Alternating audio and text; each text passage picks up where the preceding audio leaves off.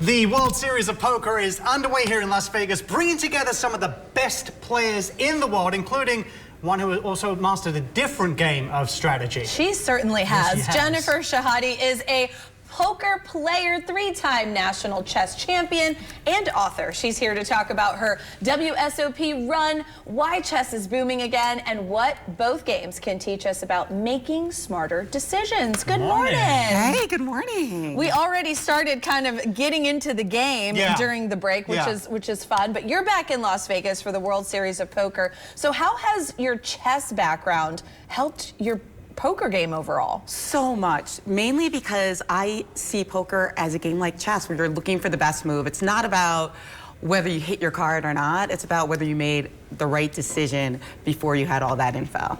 Yeah, I mean, obviously both games are full of strategy, lulling people into different directions. So what aspects remain the same and what things are completely different? Well, the thing that is completely different, I'll start with, and that is money management. You don't have that in chess. Chess is this abstract game, all ages play.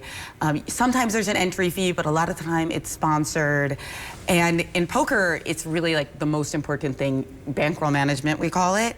And a lot of that has to do with your relationship with money that you learn as a child. So there's some poker players who just get it really quickly, and some are very risk averse. Yeah. They're afraid of losing, and so that makes them like way too tight, as we call it. And then some have the opposite problem where they're overly aggressive.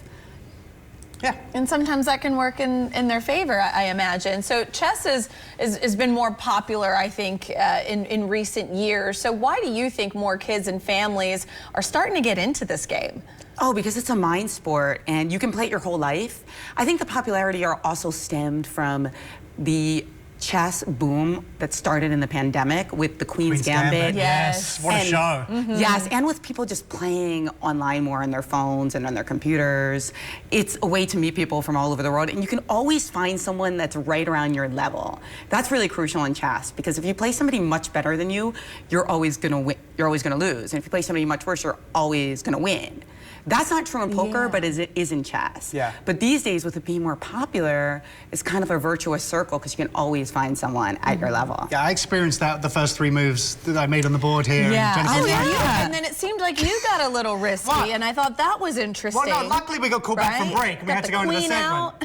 I was just basically just displaying for everyone how not to play the game. That's what I was doing. But you actually work really closely with people. You teach a lot of youngsters the game, getting into the game, and mainly focusing on girls as well.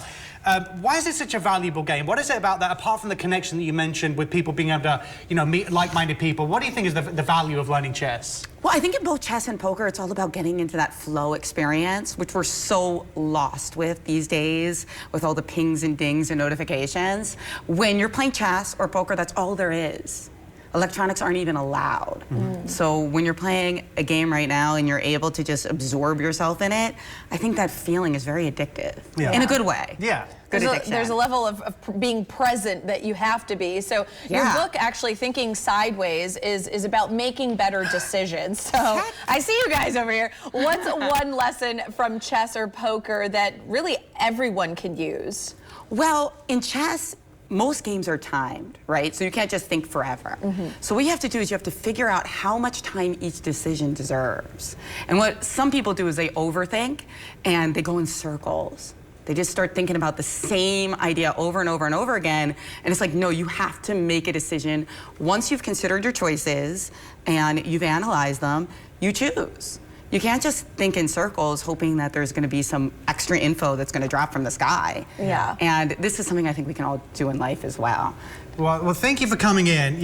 Oh, that's not a legal move. But I mean, just moving pieces. I just wanted to get the queen out there. I wanted to feel a little risky. Okay. All right. Well, on that I think I need to learn how to play first. Legal moves are pretty handy. Let's just move that back there. We'll call it a draw. We'll call it a draw. Fair. Look at us. Look at us.